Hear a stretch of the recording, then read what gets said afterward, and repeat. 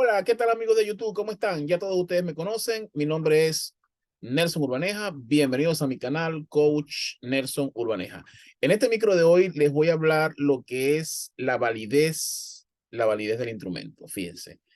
¿Qué significa validez de un instrumento? La validez lo que significa es el grado en que un instrumento mide la variable que se tiene que medir.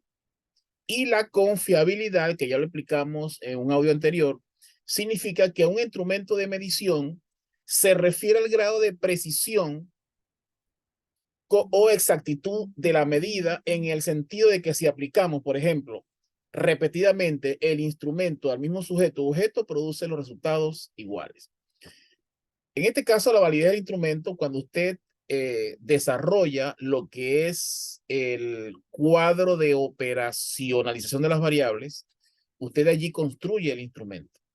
Una vez que usted construye ese instrumento, debe entregárselo en el caso de licenciatura, a 3 profesores expertos, en el caso de lo de maestría, a 5, y en el caso de los doctorados, a 5 profesores. ¿Para qué? Para que se lo validen según su juicio. Pero, ¿qué le deben de entregar ustedes a estos profesores?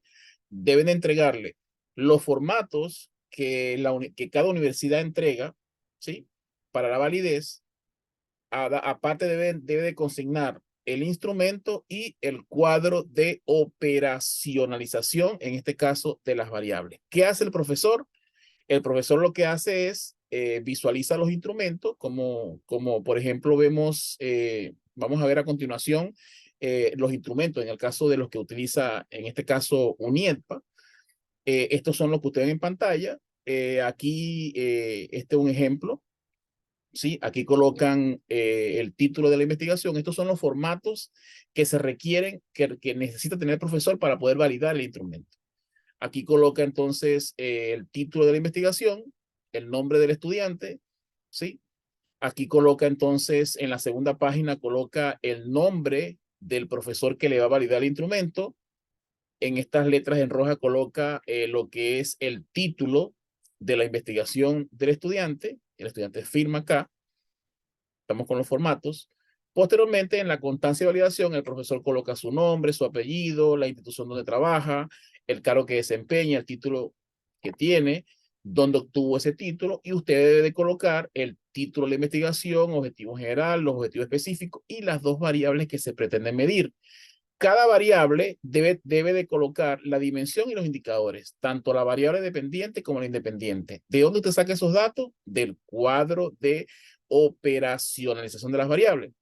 El profesor experto, en su juicio de experto, él va a tener este formato y él va a proceder a revisar el instrumento versus el cuadro de las variables, donde él va a ver la pertinencia, ¿sí? De cada ítem en cuanto a lo que es objetivo, variable, indicador, así como el tipo de pregunta y la redacción. Él va a colocar un 1 si es aceptable y un 2 si no es aceptable. Una vez que él culmine de realizar, según su juicio, esta la evaluación de ese instrumento, él procede entonces pues a colocar algunas observaciones en estas preguntas que están acá, y finalmente él marca en esta parte si es válido o no es válido.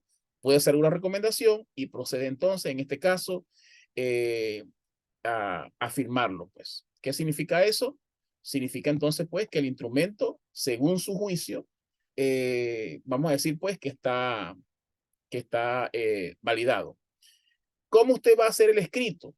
El escrito en este caso, en su tesis de grado, lo va a hacer de esta manera. Usted primero va a explicar eh, qué es la validez del instrumento, qué es la validez del instrumento según un autor.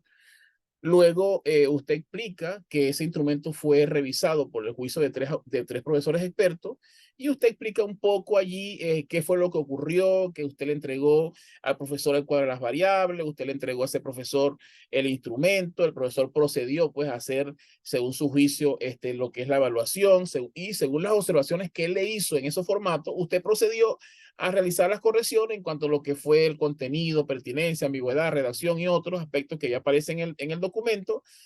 Y usted, una vez que hizo todas esas correcciones, entonces ese instrumento ya está validado. Y va a ser sometido a lo que es la confiabilidad que ya le explicamos en un micro anterior. De esta manera, usted hace el escrito de lo que es la validez del instrumento. Espero pues que este micro les haya servido de mucho y nos vemos entonces en un próximo micro. Bye.